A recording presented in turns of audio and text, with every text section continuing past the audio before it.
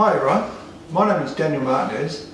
I'm a Senior Client Advisor at PFG Financial Services.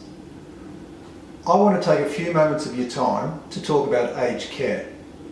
And this short blog is really targeted at those who are 45 years and older. The reason it's targeted at you is because you've probably got parents that could potentially move into aged care, or at that age, who could potentially move into aged care at any time. Australia's population is ageing, and you've probably heard that before. So logically, if the population is ageing, then the number of residents into aged care will increase as well.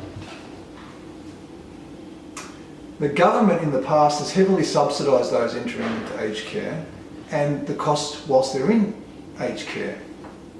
But that has changed recently, and now the onus has really come back to the resident. It's much more of a user pay system. So it's becoming a lot more expensive to stay in an aged care facility. So it's important to seek advice, and to seek advice early. Typically what happens is that mum and dad take a turn for the worse. They're in a hospital, the doctors come out and tell you, look, mum or dad just can't go back home. You need to find a nursing home.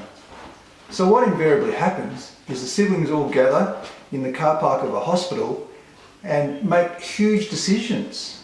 I mean, some of the decisions that people are confronted with are what to do with the former home. Do they sell it? Do they keep it? What state is it in? How much are they going to spend on it to get it into a rentable state? What sort of fees are we talking about in an aged care facility? What strategies are going to impact the Centrelink or the aged pension? I mean, how do we minimise aged care fees?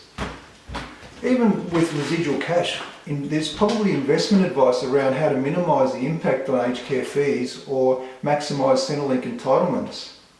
And obviously the most fundamental thing is, can you afford it?